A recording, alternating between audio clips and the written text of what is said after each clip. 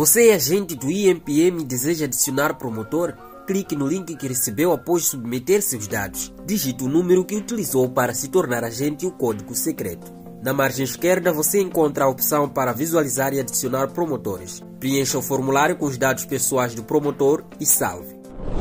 Para inscrever estudantes, você como promotor deve utilizar o link fornecido pelo agente. Insira seu número e o código para ter acesso à conta.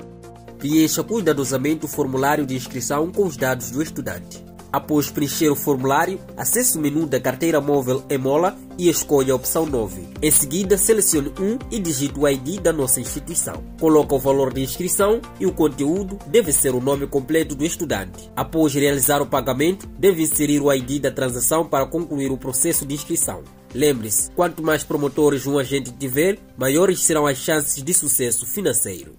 IMPM. Saber faz bem.